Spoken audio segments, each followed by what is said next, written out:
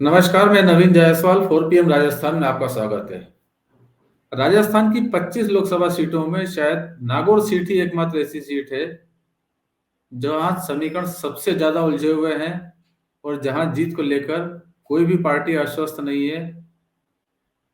जीत तो दूर की बात है, कैंडिडेट को लेकर भी पार्टी आश्वस्त नहीं है। स्थिति यह है कि भाजपा को यहां से ऐसे प्रत्याशी को टिकट देना पड़ा जो पिछले 3 चुनाव से लगातार हार का सामना कर रहे हैं।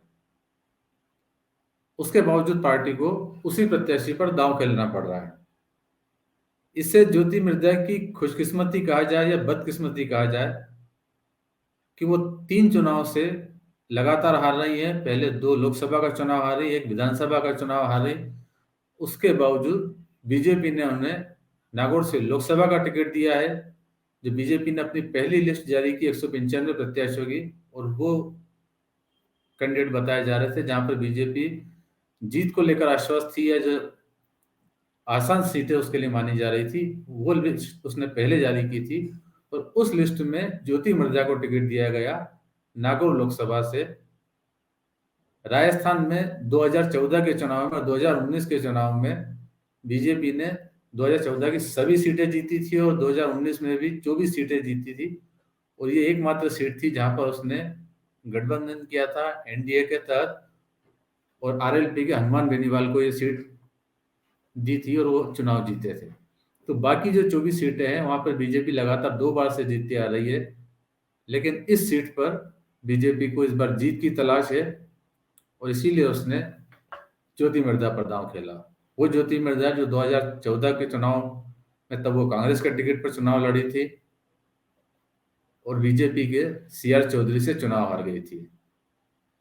वजह यही थी कि हनुमान बेनीवाल निर्दलीय खड़े हुए थे और वो 1 लाख से ज्यादा वोट ले गए, जिसके कारण से ज्योति मिर्जा को हार का सामना करना पड़ा। हालांकि इससे पहले 2009 के लोकसभा चुनाव में ज्योति मिर्जा कांग्रेस के टिकट पर यहां से खड़ी हुई थी और पहली बार चुनाव जीती थी, सांसद बनी थी।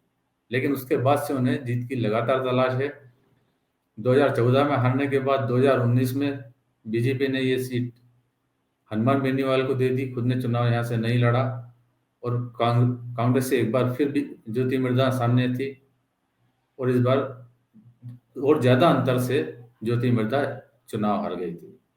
लेकिन 2019 से अब तक 2024 तक अब माहौल काफी बदल चुका है, समीकरण सारे बदल चुके हैं। हनुमान बेनीवाल एनडीए गठबंधन से बाहर हो चुके हैं। पिछली बार जब किसान आंदोलन हुआ था उसी समय उन्होंने किसानों के समर्थन में मोदी सरकार का विरोध करते हुए एनडीए गठबंधन छोड़ दिया था। आरएलपी एनडीए से बाहर आ गई थी। उसके बाद से बीजेपी लगातार यहाँ तलाश कर रही थी किसी चेहरे की। वो चेहरा खुद बीजेपी के पास अपना कोई ऐसा दमदार नाम नहीं था, तो कांग्रेस से ज्योति मिर्जा को भाजपा में लाया गया। विधानसभा चुनाव से कुछ महीने पहले ज्योति मिर्जा ने बीजेपी ज्वाइन कर ली और उसके बाद बीजेपी ने पिछले विधानसभा चुनाव में ज्योति मिर्जा को नागौर से विधानसभा का टिकट भी दिया। लेकिन ज्योति मिर्जा ये चुनाव भी हार गई कांग्रेस के प्रत्याशी से, अपने चाचा हरेंद्र मिर्जा से। वो ये चुनाव भी हार गए। तो लगातार 3 चुनाव ज्योति मिर्जा हार चुकी हैं। लेकिन बीजेपी ने फिर भी उन्हें टिकट दिया है लोकसभा का, क्योंकि ये कहा जा रहा है कि बीजेपी ज्योति मिर्जा को लोकसभा चुनाव के सिलसिले में ही लेकर आई थी।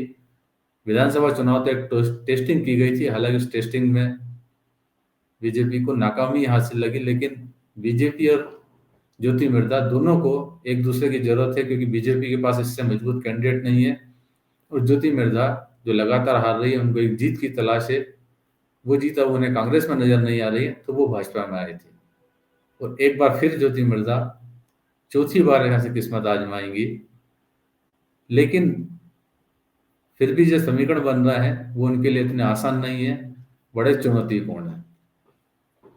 दूसरी तरफ कांग्रेस की बात की जाए तो जो स्थिति भाजपा की है वही स्थिति कांग्रेस की है, बल्कि कांग्रेस की स्थिति प्रत्याशी के मामले में तो शायद उससे भी बुरी है। क्योंकि अब तक ज्योति मिर्जा ही पिछले 3 चुनाव से 2009, 2014 और 2019 के चुनाव में कांग्रेस के टिकट पर खड़ी होती आई थी।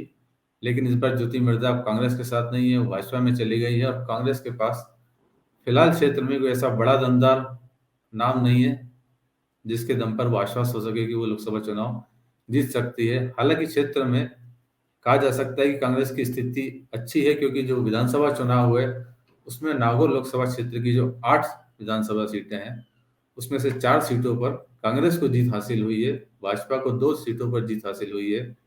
एक सीट पर आरएलपी के हनुमान बेनीवाल खींवसर से चुनाव जीते हैं और एक सीट निर्दलीय को मिली है। यदि विधानसभा चुनाव के नतीजों की बात की जाए तो उस आधार पर कांग्रेस की स्थिति यहाँ पर अच्छी हो सकती है, लेकिन कांग्रेस के पास अभी कोई एक चेहरा ऐसा नहीं है जिसके नाम पर वो चुनाव लड़ सके। ये सारे समीकरण कांग्रेस और भाजपा के समीकरण बिगड़े हुए हैं हनुमान बेनीवाल के कारण। आरएलपी के प्रमुख है हनुमान बेनीवाल, फिलहाल विधायक है, खींवसर से विधानसभा चुनाव जीते हैं, लेकिन माना जा रहा है कि वो एक बार फिर लोकसभा का चुनाव लड़ेंगे या चुनाव लड़ सकते हैं, और इसीलिए कांग्रेस और भाजपा के समीकरण गड़बड़ाए हुए हैं। हनुमान बेनीवाल और ज्योति मिर्धा में तगड़ी प्रतिद्वंदिता है। ज्योति मिर्धा की हार के कारण हनुमान बेनीवाल रहे हैं, और जब ज्योति मिर्धा ने कांग्रेस छोड़कर भाजपा ज्वाइन की तब उन्होंने आरएलपी को भी डैमेज करने की बड़ी कोशिश की थी, और आरएलपी के कई चेहरों को उन्होंने भाजपा ज्वाइन कराई थी। यहाँ तक कि खींवसर विधानसभा क्षेत्र के करीब 40 सरपंचों को आरएलपी से लाकर उन्होंने बीजेपी ज्वाइन कराई थी। हनुमान बेनीवाल के जो नजदीकी है रमत राम डागा, उनको भी बीजेपी का टिकट दिलाया था। तमाम तरह की घेराबंदी की थी कि हनुमान बेनीवाल की पार्टी को खत्म किया जाए, लेकिन हनुमान बेनीवाल की पार्टी सिमटी जरूर, लेकिन हनुमान बेनीवाल फिर भी चुनाव जीतने में कामयाब रहे। और इस बार भी लोकसभा चुनाव में हनुमान बेनीवाल यहाँ पर बड़े मजबूत प्रत्याशी हैं। जाट बहुल सीट है, करीब 70% वोटर जाट हैं यहाँ पर, और जो वोटिंग पैटर्न रहा है वो ये माना जाता है कि हनुमान बेनीवाल उनके बीच में एक सर्वमान्य नेता है, और यदि इस बार भी वो चुनाव में खड़े होते हैं तो वो दूसरे प्रत्याशियों पर भारी पड़ सकते हैं। हालांकि हनुमान को भी कांग्रेस की जरूरत है, क्योंकि कांग्रेस के पास 8 में से 4 सीटें यहाँ पर है, तो संभावना ये भी जताई जा रही है कि कांग्रेस पर आरएलपी की भी गठबंधन हो सकता है। हनुमान इंडिया गठबंधन ज्वाइन कर सकते हैं, और यदि ऐसा होता है तो आरएलपी सीट फिर कांग्रेस हनुमान के लिए छोड़ सकती है, आरएलपी के लिए छोड़ सकती है नागौर की सीट। हनुमान बेनीवाल से गठबंधन में अशोक गहलोत ज्यादा रुचि ले रहे हैं, वो उसके समर्थक बताए जाते हैं, लेकिन पश्चिमी राजस्थान में जिस तरह से आरएलपी ने इस बार भी चुनाव लड़ा, कांग्रेस के खिलाफ भी चुनाव लड़ा उन्होंने, उसको लेकर कांग्रेस में भी उनके खिलाफ विरोध है, आरएलपी से गठबंधन का विरोध कर रहे हैं। बड़मेर से हरीश चौधरी हैं, वो भी इसके खिलाफ हैं।